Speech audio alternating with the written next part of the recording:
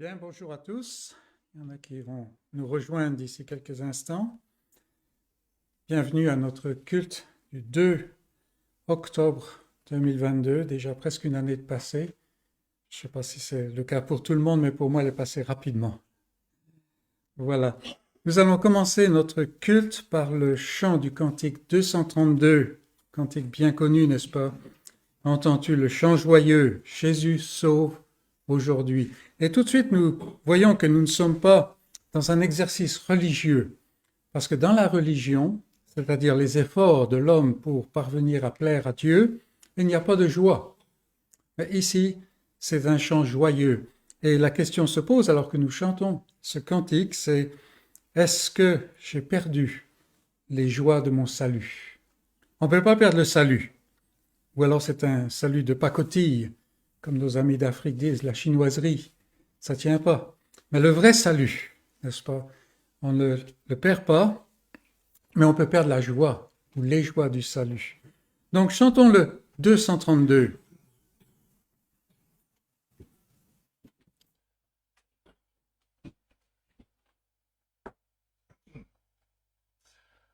Entends-tu le chant joyeux? Jésus sauve aujourd'hui. Il retentit dans tout lieu. Jésus sauve aujourd'hui. C'est un cri de délivrance, un cantique d'espérance qui remplit l'espace immense. Jésus sauve aujourd'hui. Partout élève la voix. Jésus sauve aujourd'hui. Vaillant héros de la croix. Jésus sauve aujourd'hui. À parler, Jésus t'appelle. Répands au loin la nouvelle. En connais-tu le plus belle? Jésus sauve aujourd'hui. Répète aux pécheurs contrits, Jésus sauve aujourd'hui. Ce que le mal a servi, Jésus sauve aujourd'hui. Va jusqu'à l'île lointaine, briser du captif la chaîne, redire au cœur dans la peine, Jésus sauve aujourd'hui. Jusqu'aux confins des déserts, Jésus sauve aujourd'hui. Jusque par-delà les mers, Jésus sauve aujourd'hui. Que d'un pôle à l'autre pôle court la sainte parole, qui relève, instruit, console, Jésus sauve aujourd'hui. Prions Dieu, prions Seigneur. Seigneur notre Dieu, au début de ce temps ensemble que nous consacrons à adorer ton nom, nous tournons vers toi, nous prosternons, car tu es le Dieu qui est autre, celui qui est différent, celui qui est complètement saint, juste, rempli d'amour. Tu es le Dieu qui te révèle à travers ta parole et en Jésus-Christ. Et effectivement, Seigneur, ton évangile, la bonne nouvelle du salut que tu as pourvu en Jésus-Christ, est un message de joie. Et parfois, Seigneur, nous l'oublions. Et nous l'oublions principalement parce que nous mettons en oubli le fait que nous sommes complètement incapables de nous approcher de toi par nous-mêmes. Nous sommes des rebelles dans le cœur, nous voulons faire ce qu'il nous plaît, nous sommes centrés sur nous-mêmes par nature. Mais toi, dans ta grâce, sans que rien t'y oblige, tu as décidé de nous retirer de la fosse, de nous donner ce désir et ces forces pour nous tourner vers toi et adorer ton nom, chanter tes merveilles. Et Seigneur, nous te prions que tu renouvelles sans cesse les joies de ton salut à notre cœur. Nous te demandons, Seigneur, que tu te révèles à nous, comme tout à nouveau, continuellement, à travers ta parole, à travers ces moments ensemble, à travers tout ce que nous faisons, Seigneur. Manifeste-toi à notre cœur et que ta gloire resplendisse, même à travers ce temps de culte, même à travers nos pauvres efforts, Seigneur, car nous te les présentons en Jésus-Christ. Amen. Bien, nous allons continuer avec le cantique 67. Alors, c'est un cantique bien connu, n'est-ce pas, qui donne toute la gloire à Jésus-Christ, comme c'est le désir de Dieu. 67, à l'agneau sur son trône. Et c'est là la beauté du salut, n'est-ce pas? C'est que de toujours, le Fils est sur le trône, il règne.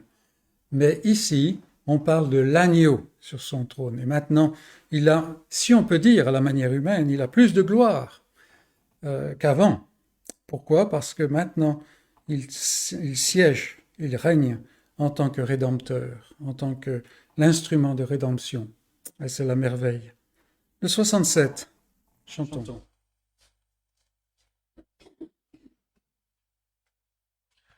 Un agneau sur ton trône, apportons la couronne. Il a conquise sur la croix, il est le roi des rois.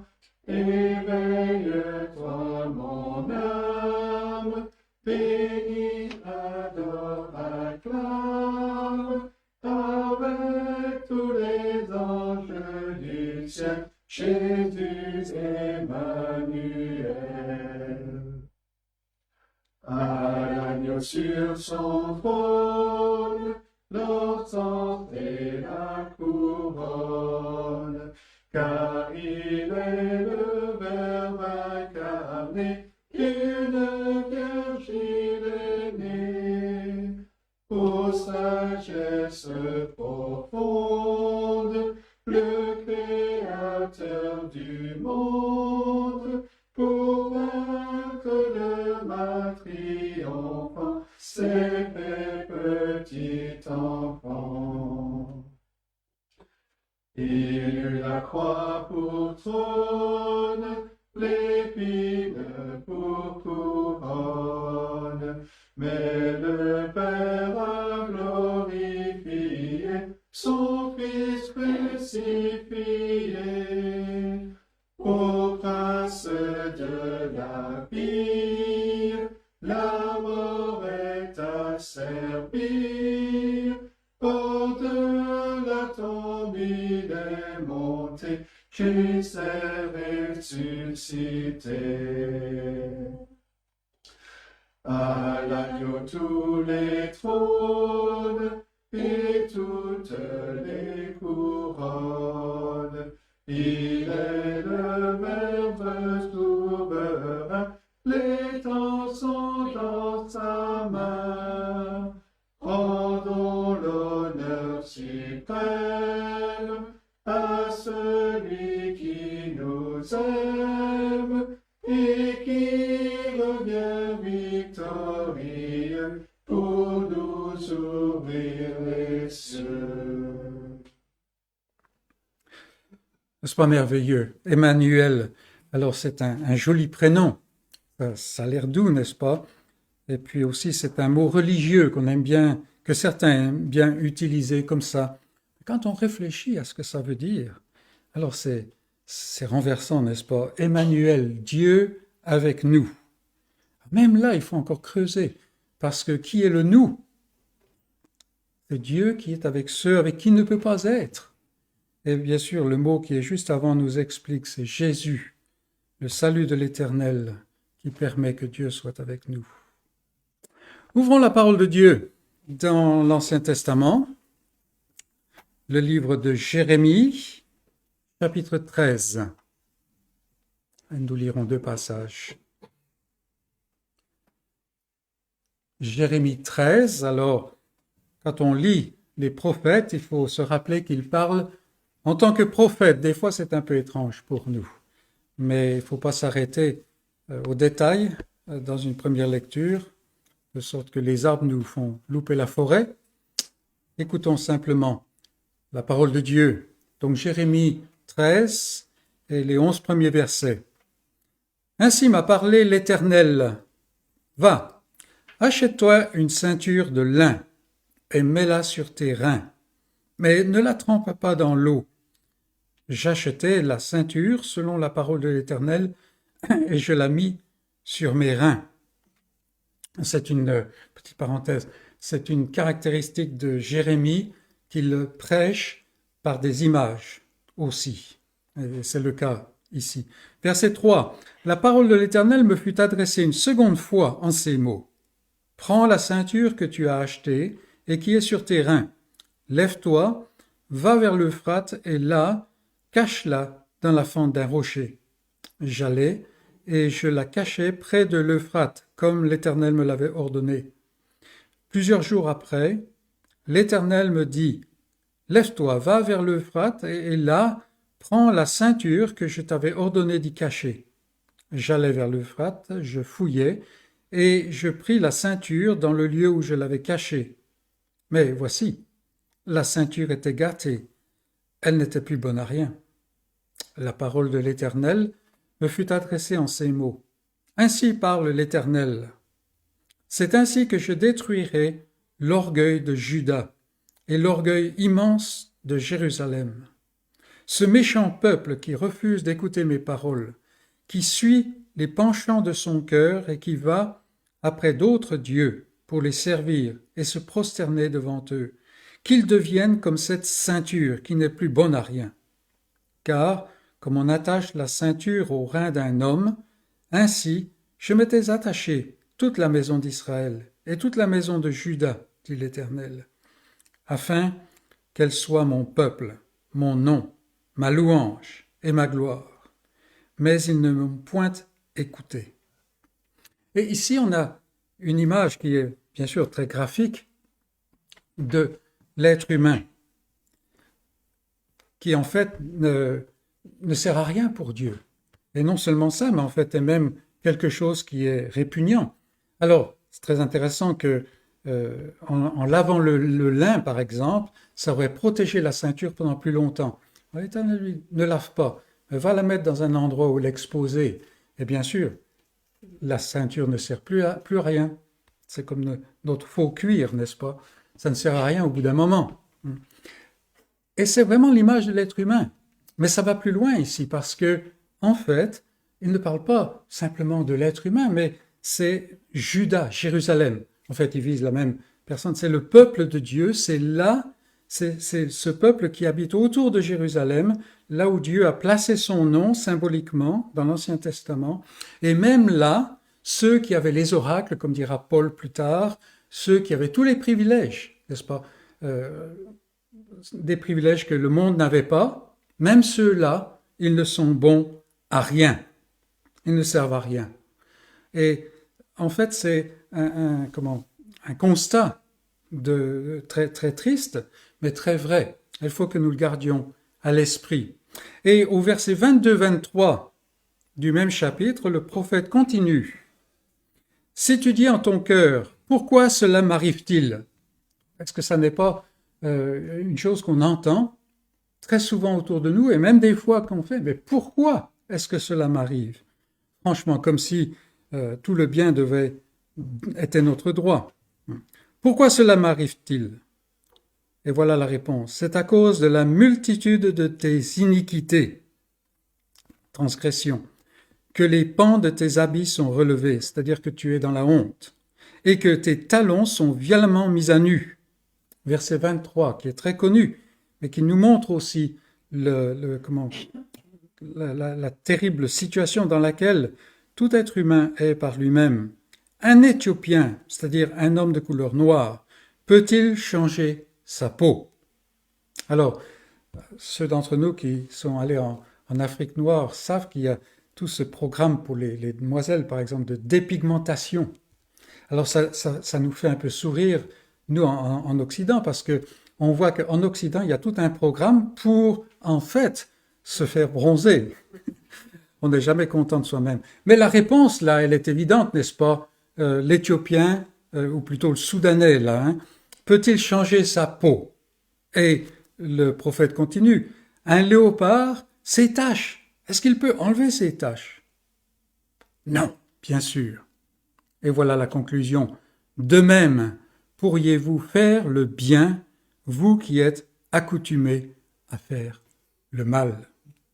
Et nous savons que, oui, il y a des gens qui font le bien dans ce monde. Et peut-être même, parfois ça nous arrive, je ne sais pas. Mais on n'arrive jamais à faire le bien pour les bonnes motivations, n'est-ce pas? Cette semaine, je pensais à ce monsieur qui a construit l'Hôtel Dieu à Beaune en 1453. Enfin, c'est l'année de la fin, de l'inauguration, n'est-ce pas? Alors ça, c'est bien. Moi, je me rappelle même aller voir des malades dans l'Hôtel Dieu, ce qu'on ne peut plus maintenant depuis 73, n'est-ce pas? Mais ce monsieur-là n'a pas fait ce bien pour le bien. Il voulait simplement entrer au ciel. Alors c'est une entrée assez coûteuse, n'est-ce pas? Et puis en plus, ça ne lui a servi à rien, autant qu'on puisse savoir. Donc voilà le verdict de la parole de Dieu sur l'être humain, sur nous par nature. Et il est important que nous n'oublions pas ces choses. C'est tellement facile à mettre en oubli, n'est-ce pas? Très bien. Allons au cantique 268, parce que c'est le début de l'histoire, ce que nous venons de voir, mais pas la fin. 268. Seigneur, tu donnes ta grâce au cœur qui regarde à toi. Chantons le 268.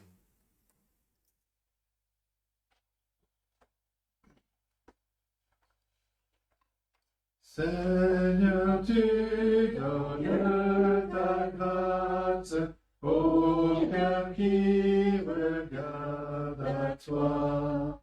Quand je contemple ta face, dans ton amour, viens en moi. Viens en moi, viens en moi, dans ton amour, viens en moi. Père tendre et secourable, je fus rebelle à ta loi. Quoique impur et misérable, ô pardonne et bénis-moi. Bénis-moi, bénis-moi, ô pardonne et bénis-moi.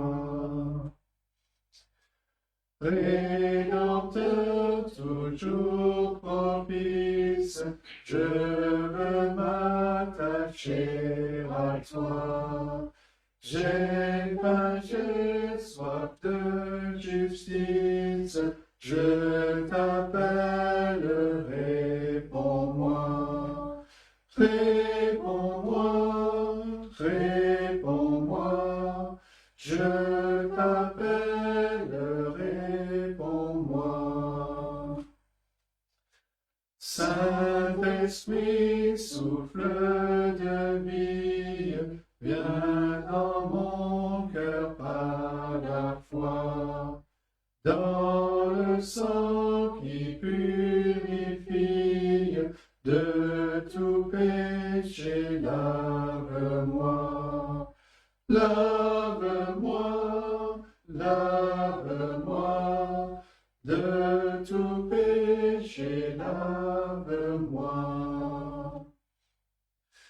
Par ton amour, ô mon Père, par le sang versé pour moi, par l'Esprit qui seul opère, Dieu trois fois saint, sauve-moi. Sauve-moi, sauve-moi, Dieu trois fois saint, sauve-moi. Alors, pour notre deuxième lecture, nous restons dans l'Ancien Testament. Et je le fais à dessein, parce que souvent on entend que l'Ancien Testament, ça c'est avant, c'est un Dieu qui se manifeste d'une manière différente du Nouveau Testament, où là il le fait en Jésus-Christ, qui est un homme doux. Bon, on oublie que c'est lui qui parle de l'enfer plus que tout le monde. Mais on va aller dans le livre de Zacharie, avant-dernier livre de l'Ancien Testament. Un prophète du retour, et nous allons au chapitre 13. On est abonné au 13 aujourd'hui. Zacharie 13. On ne va pas lire beaucoup, mais nous avons vu la situation terrible dans laquelle l'être humain est, par nature, et le désespoir, parce que même Israël, même la meilleure partie d'Israël, était pourrie comme la ceinture de lin. Et ici, nous avons la solution du Seigneur, qui n'est pas encore en place à l'époque où Zacharie parle, mais il y a déjà des signes, et après plusieurs siècles, nous aurons la solution qui paraîtra, comme nous le savons dans le Nouveau Testament. Donc Zacharie 13, on commence au verset 1. En ce jour-là, donc Zacharie parle d'un jour qui vient, une source sera ouverte pour la maison de David et les habitants de Jérusalem, c'est-à-dire ceux dont on a parlé dans le premier texte. Mais il dit la maison de David parce que c'est David qui avait reçu la promesse que Dieu allait lui construire, lui donner une maison, c'est-à-dire une postérité qui régnerait de manière éternelle. Donc en ce jour-là, une source sera ouverte pour la maison de David et les habitants de Jérusalem pour le péché et pour l'impureté. En ce jour-là, dit l'Éternel des armées, j'exterminerai du pays les noms des idoles, afin qu'on ne s'en souvienne plus. J'ôterai aussi du pays les prophètes et l'esprit d'impureté. Les prophètes d'impureté, bien sûr.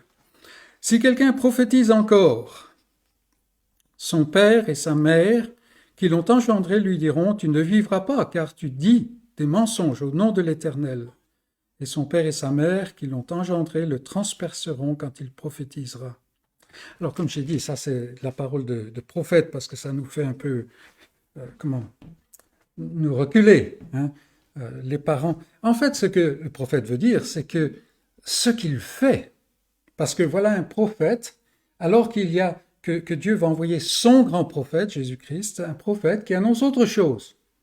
Eh bien, même les sentiments les plus profonds, les plus intimes, ne seront rien contre la vérité, contre la justice. Même là, le père et la mère, normalement, qui font tout pour épargner le fils, n'est-ce pas?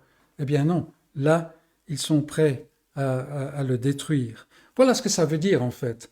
Et c'est l'œuvre que Dieu fait. C'est-à-dire que, en fait, c'est une explication de cette expression que nous avons dans le Nouveau Testament, qu'il fera de nouveaux cieux et une nouvelle terre, c'est-à-dire un ordre tout à fait nouveau, où la justice régnera. Alors on voit que c'est bien différent d'aujourd'hui, parce que aujourd'hui on parle de justice, mais on n'en voit pas grand-chose, n'est-ce pas? Même les juges sont souvent iniques, ou tout au moins prisonniers de certaines allégeances. Donc voilà ce que le prophète dit. Mais il continue, parce que comment est-ce qu'il va faire cela? Ça n'arrive pas d'une manière magique. Et c'est le verset 7. « Épée, lève-toi sur mon berger et sur l'homme qui est mon compagnon, mon égal. » Très étrange, n'est-ce pas? Dit l'Éternel des armées. « Frappe le berger et que les brebis se dispersent, et je tournerai ma main vers les faibles. » Et nous savons que ce texte-là, en particulier, est cité au moment de la passion de Christ. En fait, c'est là la solution de Dieu, ce qui lui permet d'être juste envers ceux qui ne sont pas justes. Cette justice qui va plus loin, qui n'est pas dans le cadre de la loi, c'est il frappe le berger. Et nous avons ici cette merveilleuse image de la croix. Pourquoi est-ce qu'il y a une croix? C'est pas simplement religieux, n'est-ce pas? C'est que là, il y en a un qui subit la colère, qui subit le vrai paiement de la rébellion. La rébellion entraîne la mort, il subit la mort, mais lui ne s'est pas rebellé, donc il a subi la mort pour quelqu'un d'autre. Et c'est merveilleux parce qu'à la fin, regardez, et alors, je tournerai ma main vers les faibles. Et les faibles dans l'Ancien Testament, c'est ceux qui sont incapables. Rappelez-vous, en Jérémie, on a parlé des gens incapables. Maintenant, Dieu peut se tourner vers cela. Donc, à loisir, vous pouvez vous tourner vers Romains 3, 21 jusqu'à 26, qui est un commentaire de ce passage-là. Face à cette grâce du Seigneur, prions, courbons-nous devant lui. Venons devant son trône. Seigneur notre Dieu, que pouvons-nous dire devant une telle révélation? Déjà le fait que tu te révèles est une grâce, quelque chose que nous ne méritons pas. Car Seigneur, toi tu es entièrement complet en toi-même, heureux, bienheureux de toute éternité. Tu n'as pas besoin de nous, tu n'as pas besoin de l'homme comme parfois dans notre arrogance nous le pensons. Et Seigneur, tu as conçu tout ce plan de salut pour ta propre gloire. Et il y a bien des choses que nous ne comprenons pas, mais nous voyons dans notre propre vie, Seigneur, que sans cesse, nous sommes face à notre incapacité. Nous voulons faire le bien, et c'est le mal qui se produit. Ou tout au moins, Seigneur, c'est l'égoïsme qui prime. Et Seigneur, nous sommes prisonniers de cela. Nous voulons nous persuader que ce n'est pas vrai, mais c'est vrai. Et Seigneur, quelquefois, nous osons imaginer que nous avons quelques biens, mais nous devons reconnaître finalement, comme ton apôtre autrefois, que ce bien ne vient pas de nous. Il ne réside pas en nous. Mais Seigneur, selon ta promesse, cette promesse de l'alliance à laquelle tu t'es assujetti toi-même, tu as envoyé ce Fils, tu as envoyé ce Sauveur, celui qui est comme nous en étant homme, mais en même temps, il est ton compagnon, ton égal. C'est celui qui vient, qui n'a pas de péché, et qui pourtant endure la punition du péché, si bien que ceux qui sont prisonniers du péché peuvent se lever en liberté, dégagés de toute condamnation, parce que la condamnation a déjà tombé sur le berger. Ô notre Dieu, quelle sagesse! Dans ces instants, nous saisissons que nous aurons besoin de toute l'éternité pour commencer à comprendre ces choses. Mais Seigneur, par ton Esprit, tu nous donnes de nous réjouir dans le fait que c'est vrai. Par la foi, tu nous donnes de savoir que c'est vrai. Et par la foi, tu nous as donné, Seigneur, de nous confier entièrement à ta promesse, à celui que tu as envoyé, à celui qui a accompli le salut, qui est vivant maintenant, au siècle des siècles. Ô Seigneur, garde cet esprit en nous, rempli de vie. Nous sommes ici, Seigneur, et si les gens du dehors nous regardent, nous sommes étranges. Mais en fait, nous faisons ce pourquoi nous sommes créés. Nous t'adorons. Nous sommes remplis d'émerveillement, Seigneur, parce que ta sagesse, ta bonté, ton amour, ta justice nous dépassent entièrement. Nous ne pouvons même pas en faire le tour. Ô Seigneur, parle à nos cœurs. Nous sommes réunis devant toi, nous ouvrons ta parole, nous chantons tes louanges. Nous allons passer du temps à réfléchir, à être confrontés à ta parole, dans son explication, dans son application, Seigneur. Et nous te demandons que toi, qui es la source de la vie par ton esprit, tu parles à nos cœurs, de cette manière mystérieuse qui fait que même sans comprendre, nous savons que c'est toi. Ô Seigneur, qu'aujourd'hui, soit un jour de joie pour ton peuple.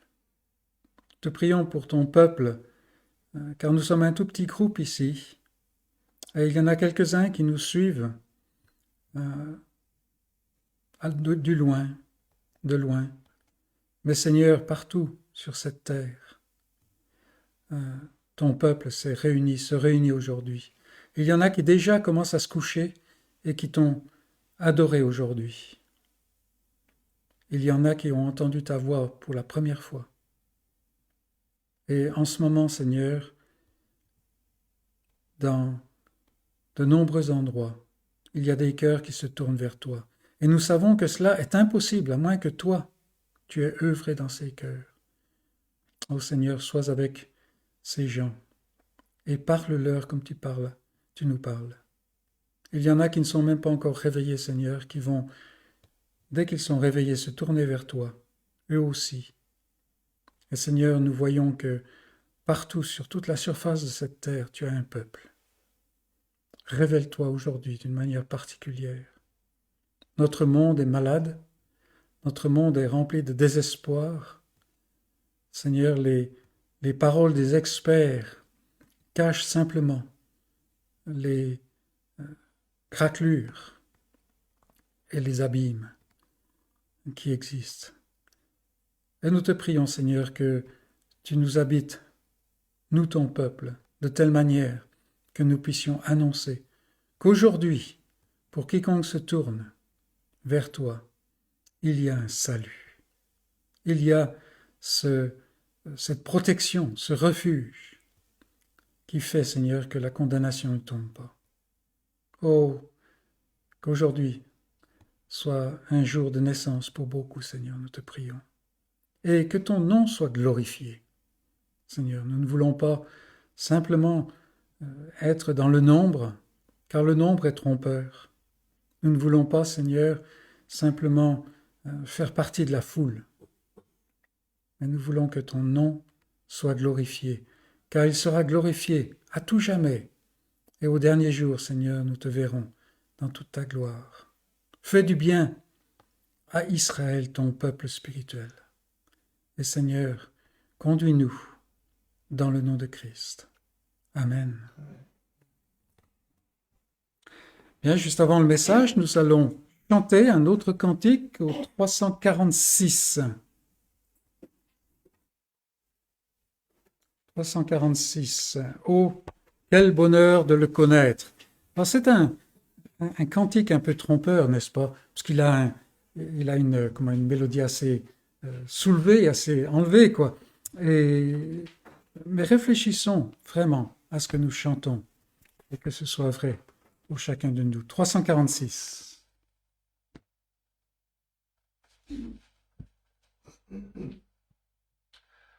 Oh, quel bonheur de le connaître, l'ami qui ne saurait changer, de l'avoir ici-bas pour maître, pour défenseur et pour berger.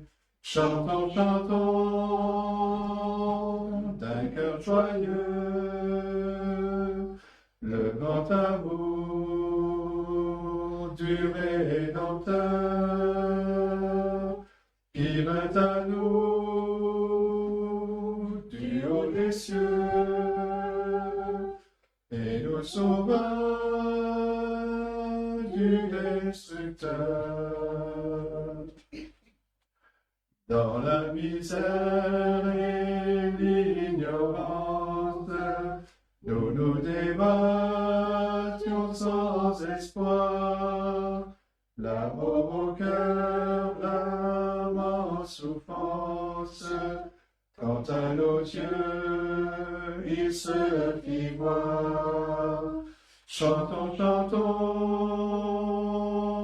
d'un cœur joyeux, le grand amour du Rédempteur, qui vint à nous du haut des cieux, et nous sauva du destructeur. Il nous apporte à la lumière la victoire et la liberté. L'ennemi mordit la poussière, pour toujours Satan fut dompté. Chantons, chantons d'un cœur joyeux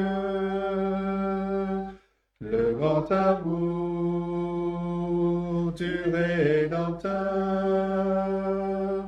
qui vint à nous du haut des cieux et nous sauva du destructeur. Vers l'avenir marchons sans crainte et sans souci du lendemain. Pas à pas nos pieds dans l'empreinte de ses pieds sur notre chemin. Chantons, chantons, un cœur joyeux, le grand amour du Rédempteur qui vint à nous du haut des cieux et nous sauva du destructeur.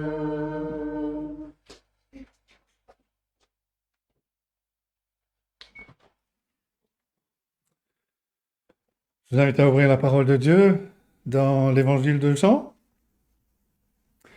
Jean chapitre 10.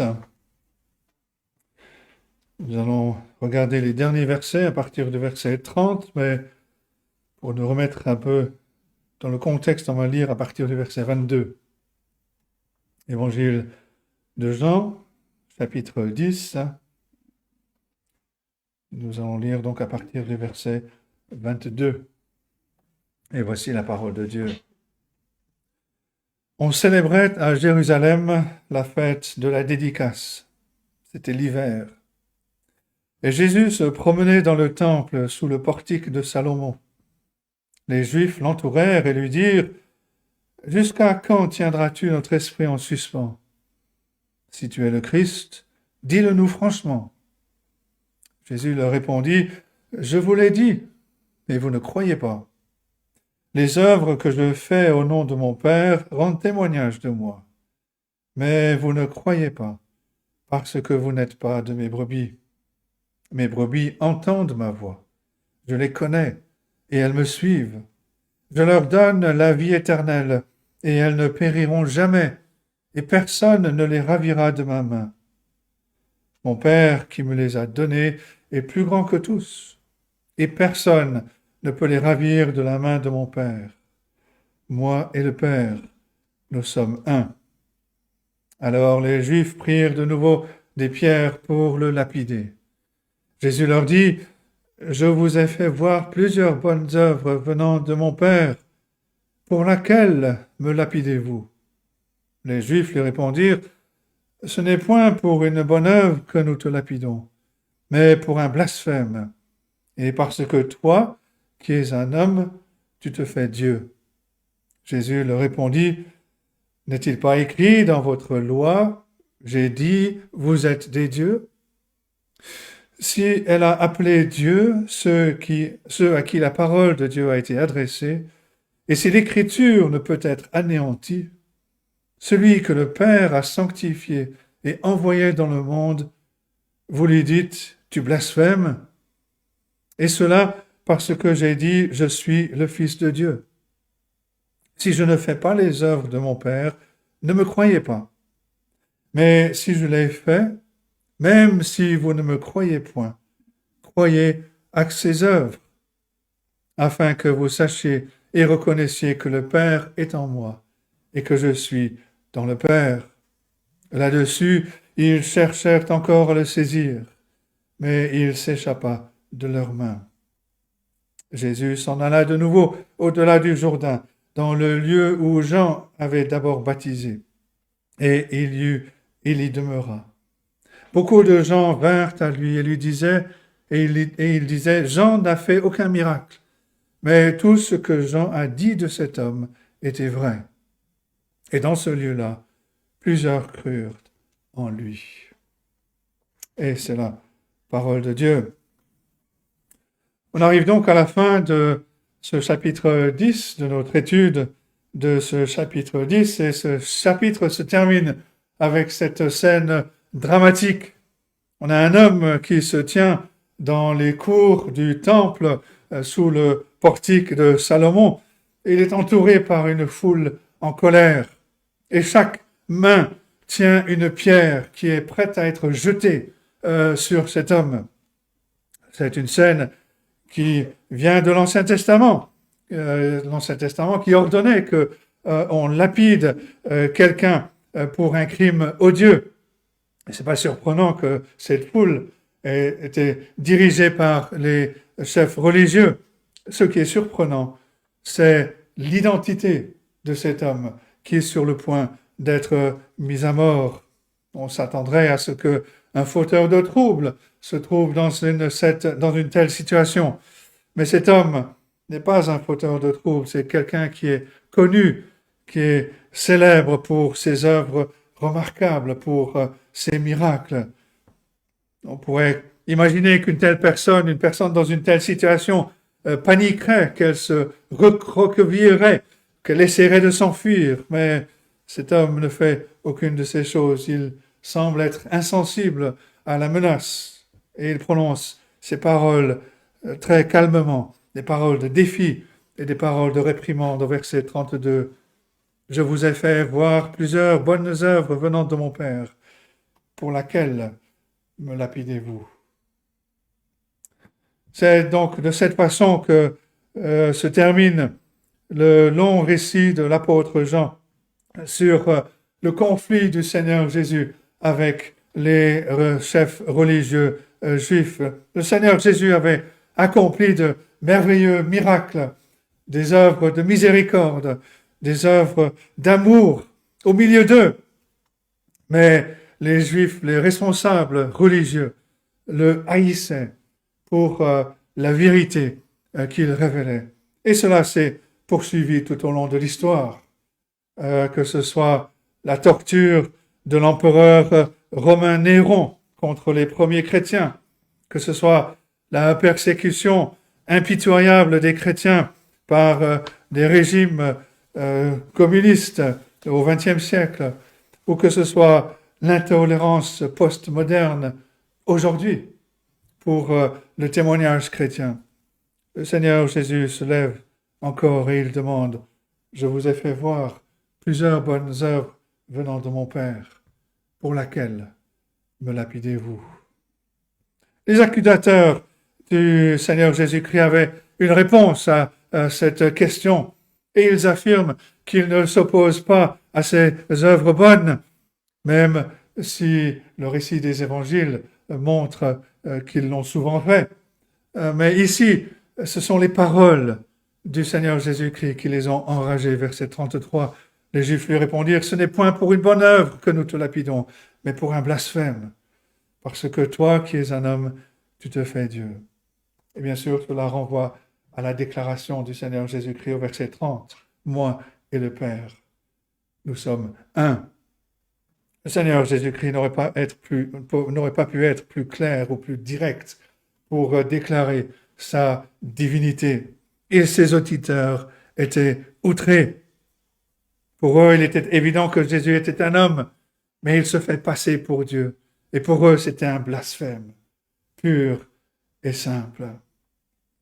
Et le premier point que nous voulons souligner ce matin, c'est que le Seigneur Jésus-Christ est le Dieu homme, l'unique Dieu homme.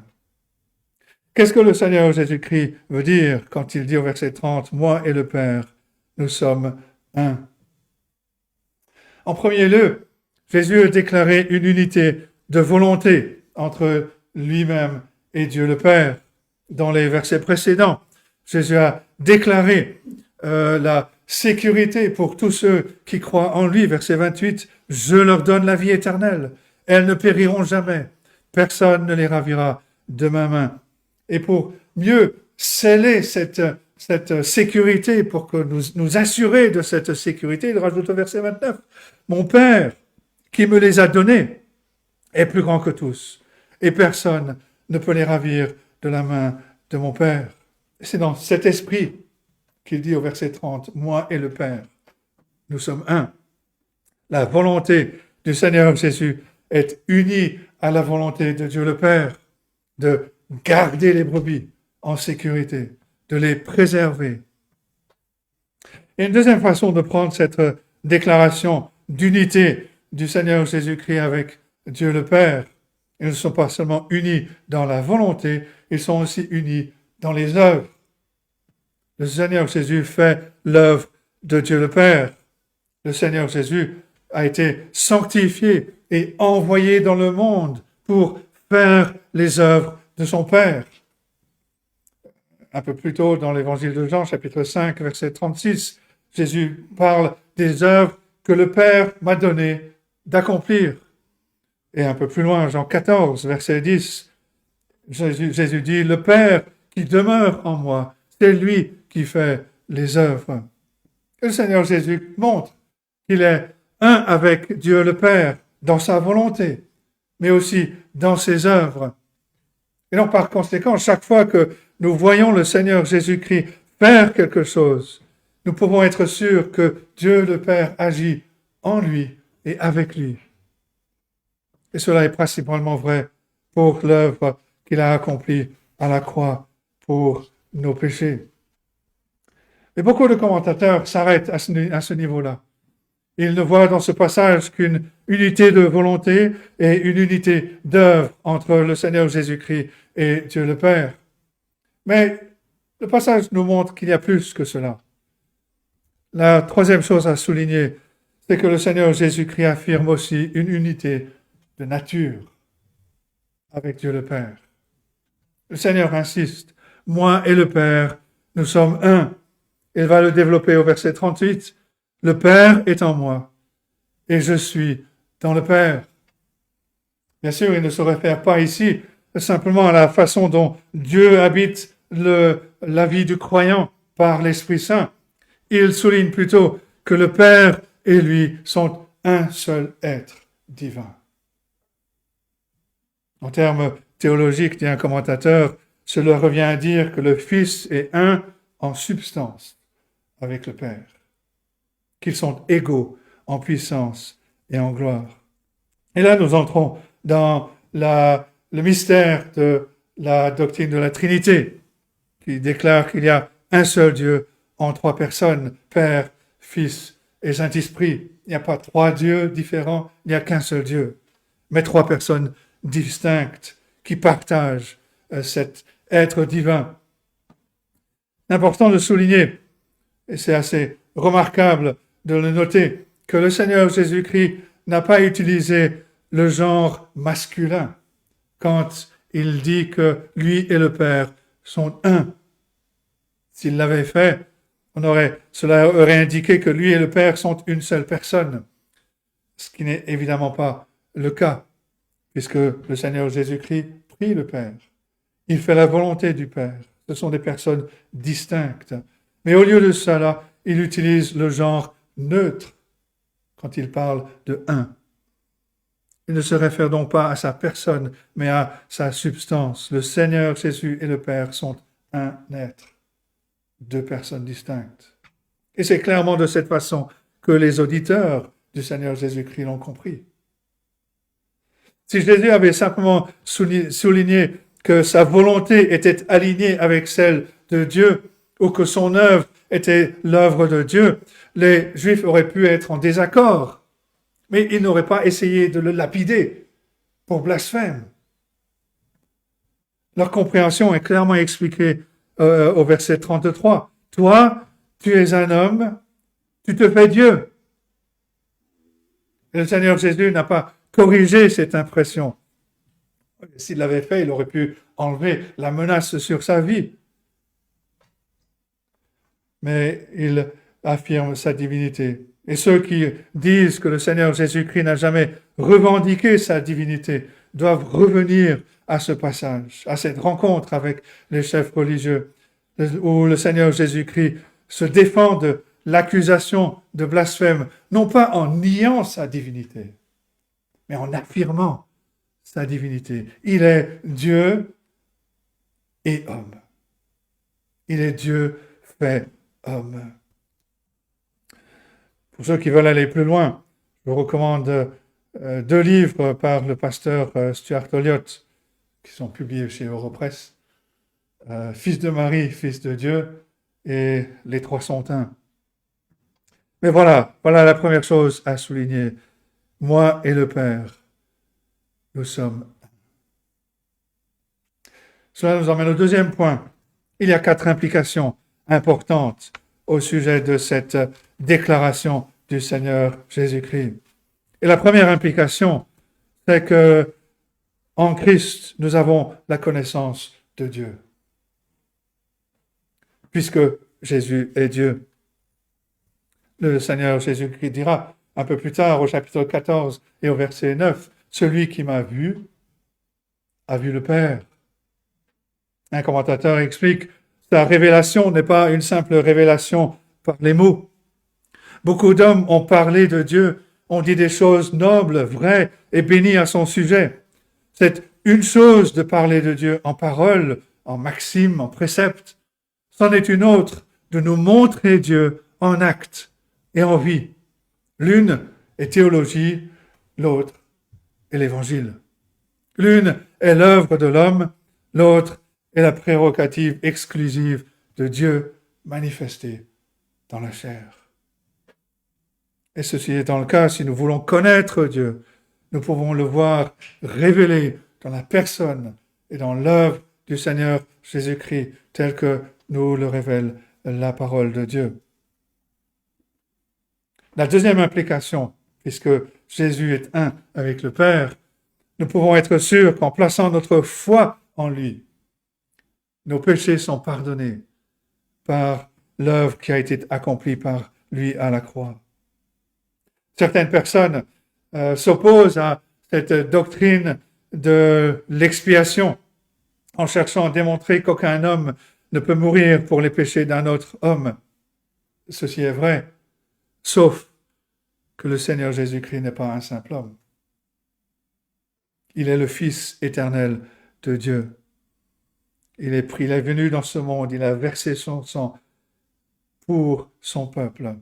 Son sang, il a payé le prix d'une valeur infinie pour racheter son peuple. Et on a fait allusion tout à l'heure de cette substitution. Le Fils de Dieu a pris sur lui notre nature humaine, il s'est fait homme afin d'aller à la croix et de mourir à la place de son peuple, de subir la colère de Dieu à la place de son peuple. La troisième implication, Jésus étant Dieu, nous pouvons entièrement compter sur ses promesses. S'il est un avec le Père, alors il est certain d'accomplir tout ce qu'il s'est engagé à faire.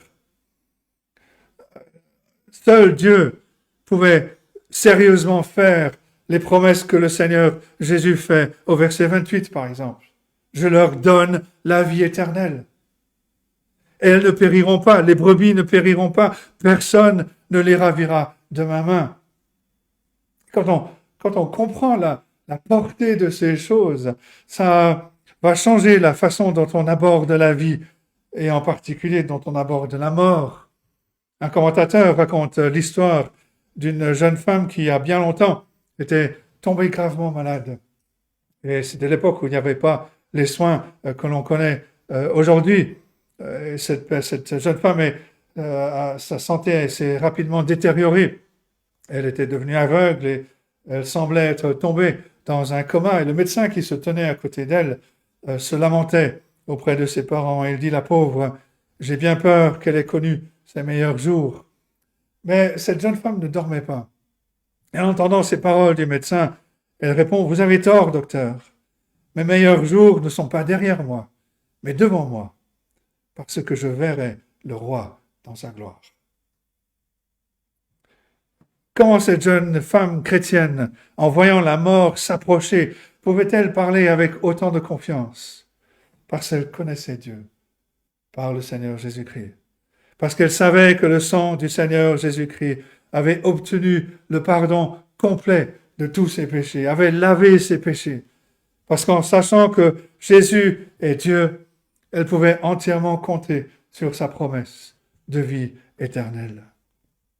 Nous pouvons entièrement compter sur les promesses. Il les tiendra.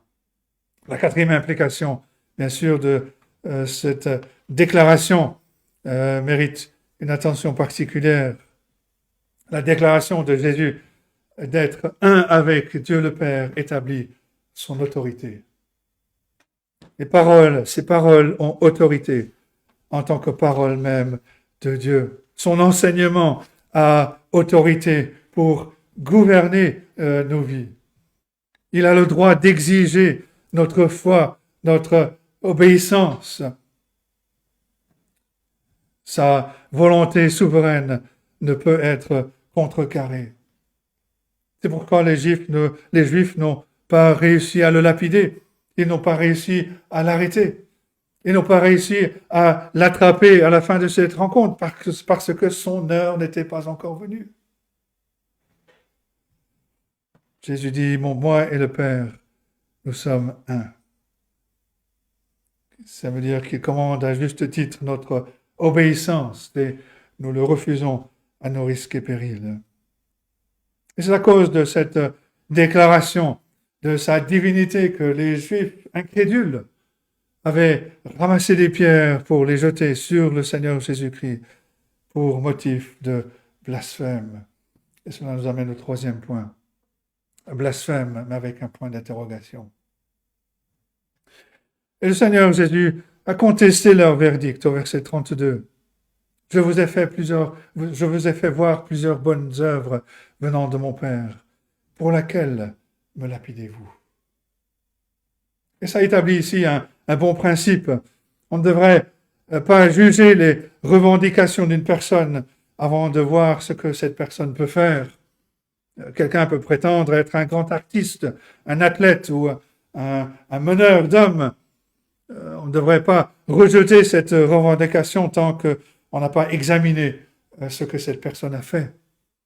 Et le Seigneur Jésus-Christ ici fait une grande revendication. Est-ce qu'il y a des preuves? Est-ce que ces paroles ont été confirmées par des œuvres? Si on se contente de lire l'évangile de Jean répond à cette question de manière très claire. Le Seigneur Jésus-Christ a guéri des malades, chassé des démons, guéri des lépreux. Il a nourri les affamés. Il a donné la vue aux aveugles. Dans le chapitre 11, il va même ressusciter un mort, Lazare.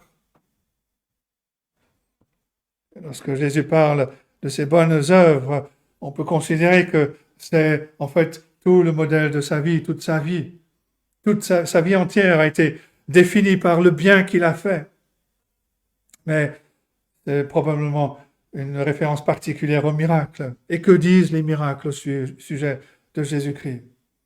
Est-ce que les grandes œuvres du Seigneur Jésus-Christ nous amènent-elles à conclure qu'il blasphémait quand il s'identifiait à Dieu? Ou est-ce que ces œuvres nous conduisent plutôt à la conclusion contraire, que celui qui a accompli de telles œuvres divines doit être Dieu, qu'il ne peut pas agir autrement que dans la puissance de Dieu? Ce que Jésus a fait est simplement au-delà de la puissance des hommes. Devrait-il donc le lapider ou devrait-il plutôt examiner attentivement cette déclaration de sa divinité? Mais cela souligne aussi un point important en ce qui concerne l'incrédulité. Il n'y a jamais assez de preuves pour quelqu'un qui est déterminé à ne pas croire. Jésus ne menaçait pas le bien-être des gens. Il menaçait simplement les priorités égocentriques des incrédules. Le Seigneur Jésus-Christ a été décrit comme quelqu'un qui allait de lieu en faisant du bien. C'est l'apôtre Pierre dans son sermon dans un message en Acte 10. Il a mené une vie remplie d'amour, il a accompli de merveilleux miracles qu'aucun homme ne pouvait même imaginer. Mais les responsables juifs n'acceptaient toujours pas, parce qu'ils étaient déterminés à ne pas abandonner leur volonté. Un commentateur, J.C. Ryle, cite un auteur plus ancien qui a dit ceci: « Les hommes inconvertis, incrédules, tueraient Dieu lui-même s'ils pouvaient seulement mettre la main sur lui. »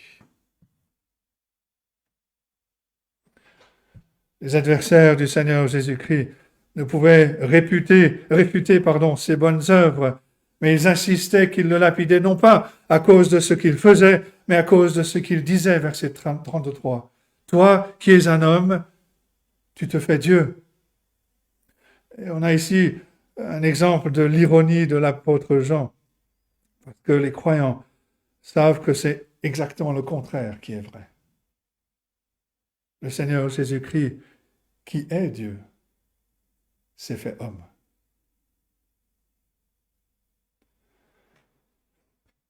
Le Seigneur Jésus-Christ a réfuté l'accusation de blasphème d'une manière qui est un peu difficile à suivre aujourd'hui. Il savait que ces accusateurs voulaient un prétexte juridique pour le tuer.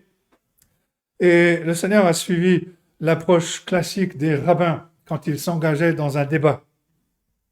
Et il a pris ce prétexte, et au verset 34 et suivant, il dit ceci: « N'est-il pas écrit dans votre loi, j'ai dit, vous êtes des dieux? Si la loi a appelé Dieu ceux à qui la parole de Dieu a été adressée, et si l'écriture ne peut être anéantie, celui que le Père a sanctifié et envoyé dans le monde, vous lui dites, tu blasphèmes. Et cela parce que j'ai dit, je suis le Fils de Dieu. » Les chefs religieux juifs incrédules fondaient leur accusation sur les Écritures. Alors le Seigneur Jésus-Christ va exposer leur incapacité à manipuler les Écritures correctement. Et là, il cite le psaume 82, verset 6, un psaume qui réprimande les juges injustes en Israël. Le verset complet dit ceci, psaume 82, verset 6, « J'avais dit, vous êtes des dieux, vous êtes tous des fils du Très-Haut. » Alors aujourd'hui, il y a des gens comme les Mormons qui vont utiliser cette citation pour soutenir que tous les croyants deviendront finalement des dieux. Avec un petit dé. Mais c'est une interprétation absurde. Le psaume, au contraire, reconnaît que les juges de l'Ancien Testament régnaient avec l'autorité de Dieu.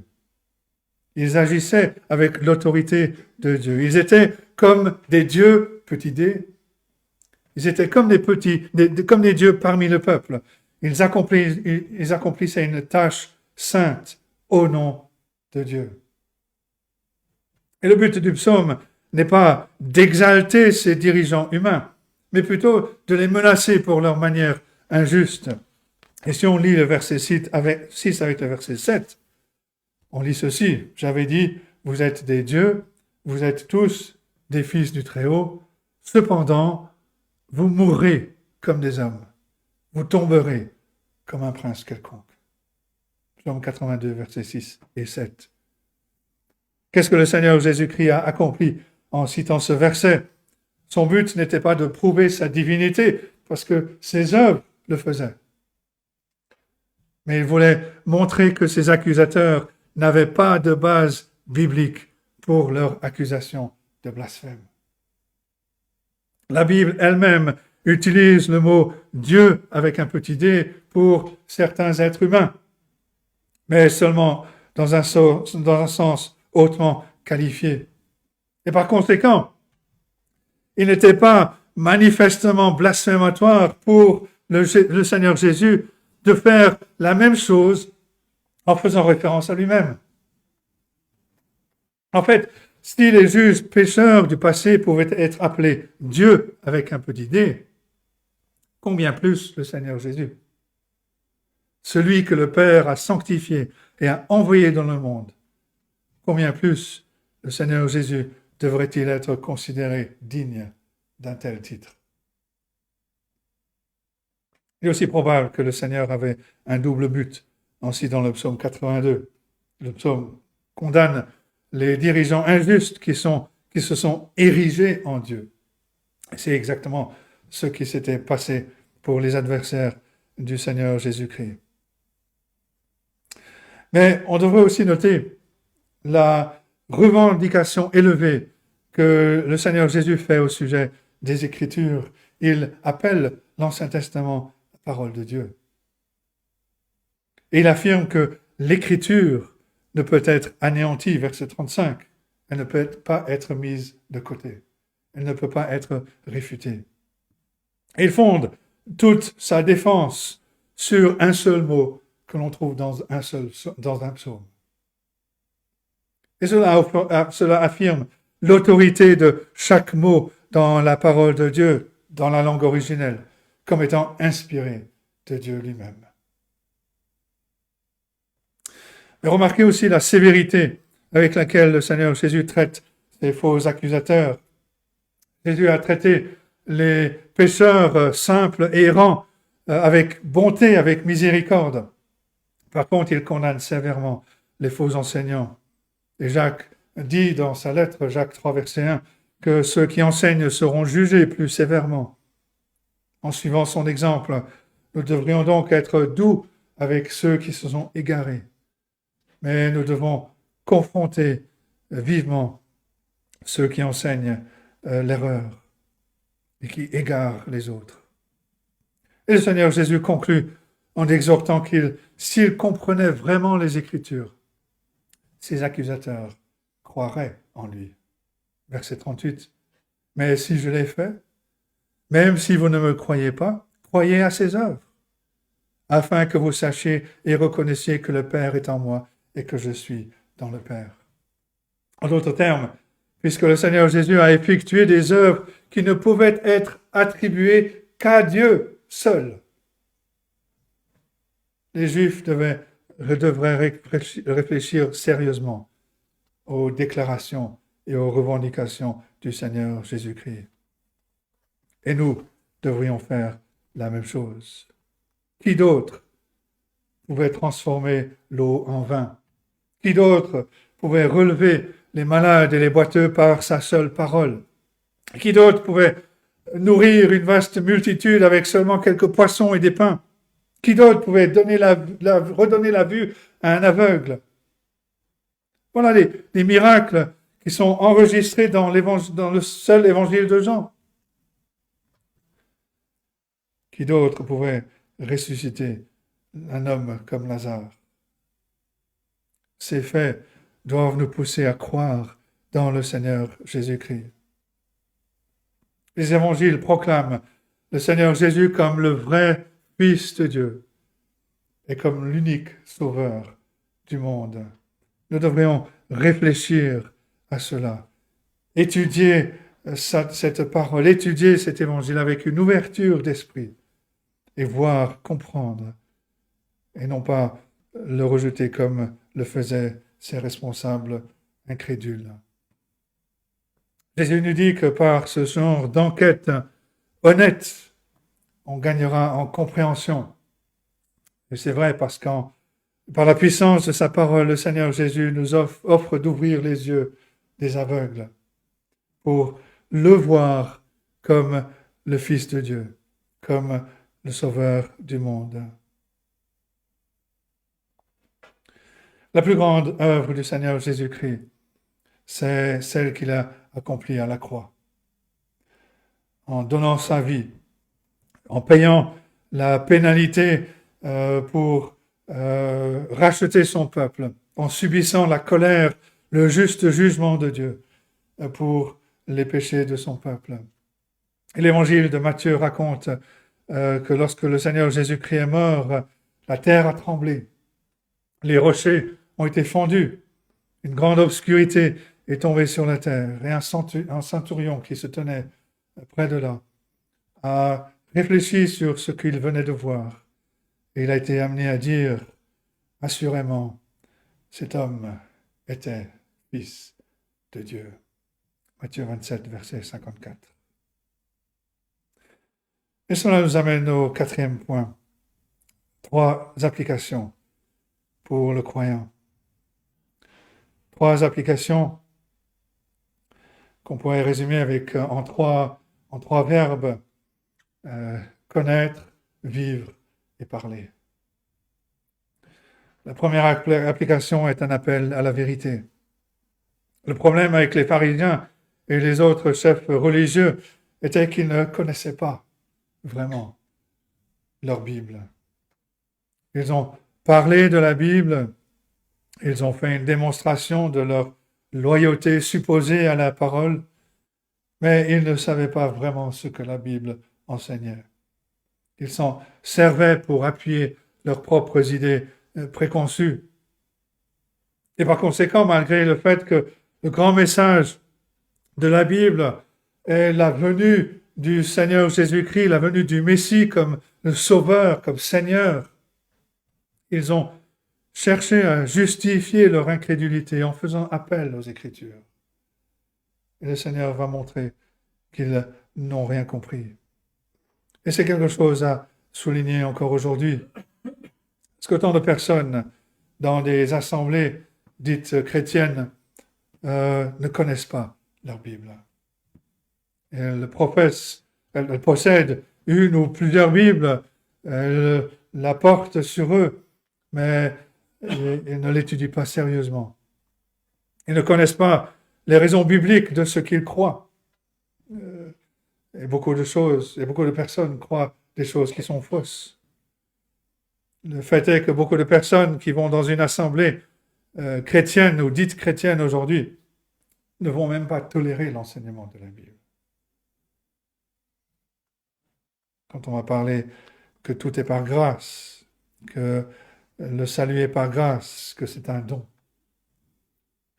que l'homme, comme il nous a été rappelé tout à l'heure, que l'homme par nature est mort, qu'il ne peut absolument rien pour de lui-même, qu'il faut que cela vienne de l'extérieur, que cela vienne de Dieu, que ce soit un don de Dieu. Dans beaucoup d'églises, beaucoup d'assemblées aujourd'hui, cela sera rejeté. Certains ne valorisent la Bible que pour l'aide pratique qu'ils recherchent.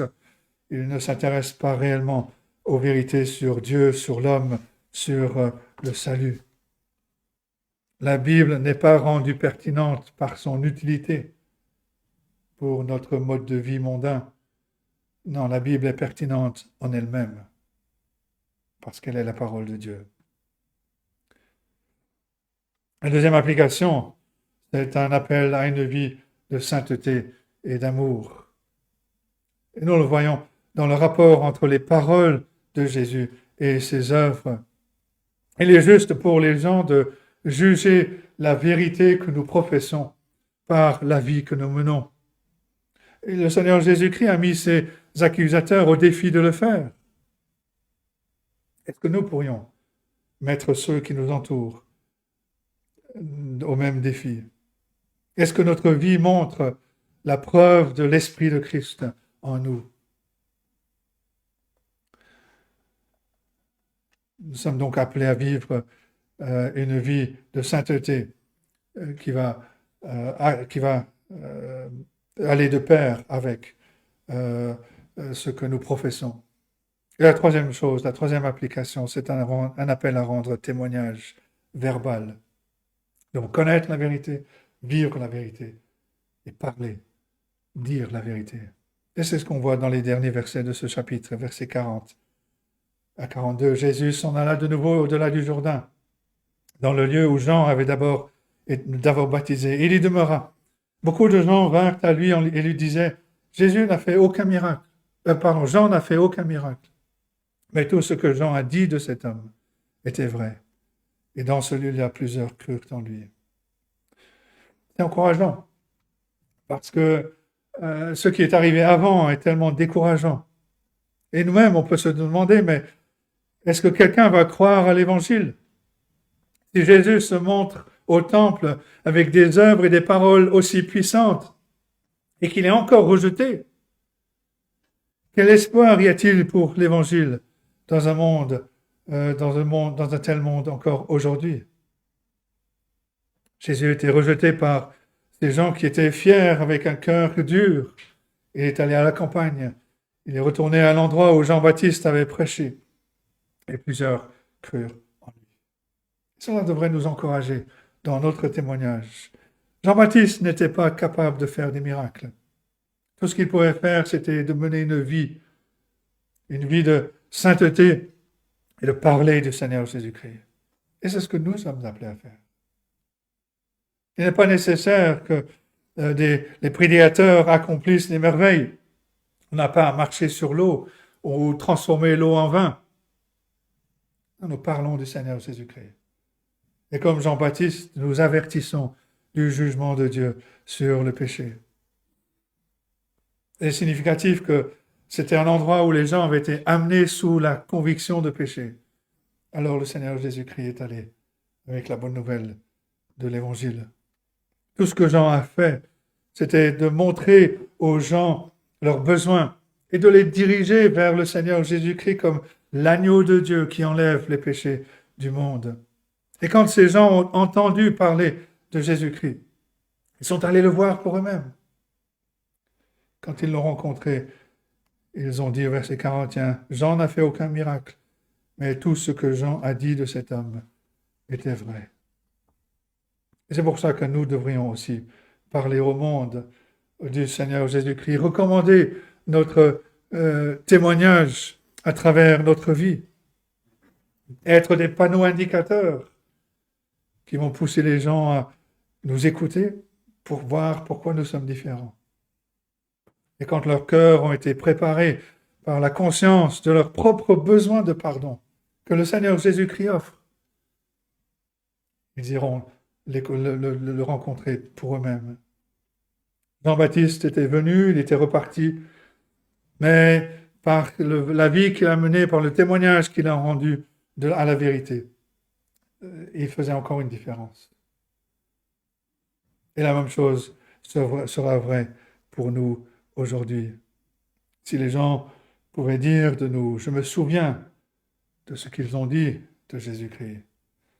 Et maintenant que je l'ai rencontré, j'ai découvert que tout est vrai. Que Dieu nous aide à connaître la vérité, à vivre la vérité, à parler, à dire la vérité à tous ceux qui nous entourent et qu'il bénisse sa parole à nos cœurs.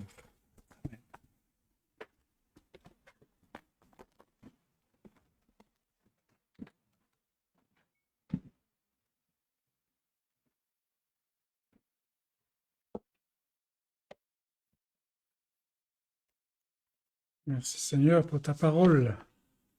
Nous prenons nos livres de cantiques au numéro 238. Seigneur, je n'ai rien à t'offrir. Ah, ça demande beaucoup d'humiliation, faut dire ça.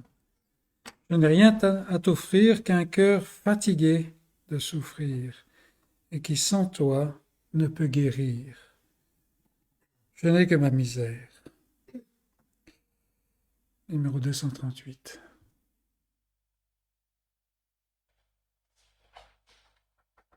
Seigneur, je n'ai rien à t'offrir, qu'un cœur fatigué de souffrir, et qui sans toi ne peut guérir. Je n'ai que ma misère. Prends-moi tel que je suis, sans vertu, sans appui, tel que je suis, ô mon céleste frère. J'ai transgressé ta sainte loi, le péché vainqueur règne en moi, pour me présenter devant toi. Je n'ai que ma souillure. Prends-moi tel que je suis, sans vertu, sans appui, tel que je suis, lave mon âme impure. Faible est ma chair, faible est mon cœur, pour repousser le tentateur. Ô mon divin libérateur, je n'ai que ma faiblesse. Prends-moi tel que je suis, sans vertu, sans appui, tel que je suis, si viens à ma détresse. Ton sang versé me blanchira, ton Saint-Esprit m'affranchira, ta richesse m'enrichira, ô mon céleste Maître. En moi faible et pécheur, sans vertu ni vigueur, ô mon Sauveur, en moi vainqueur, et tel que je dois être. Seigneur notre Dieu, c'est la prière de notre cœur. Donne-nous de ne jamais voir aucune valeur en nous-mêmes, sinon cette œuvre que tu as accomplie en Jésus-Christ et que tu as appliquée par ton esprit. Donne-nous, Seigneur, non seulement de comprendre ces choses, mais donne-nous, Seigneur, toujours davantage de te connaître, toi, la source de la vie, et donne-nous de nous réjouir dans ce salut, dans cette bonne nouvelle du salut, et donne-nous, Seigneur, de la partager autour de nous. Glorifie ton nom parmi nous, protège-nous, conduis-nous. Sois ce Dieu que tu as promis, car nous te le demandons, Jésus-Christ. Amen. Bon dimanche, bonne semaine, et à dimanche prochain.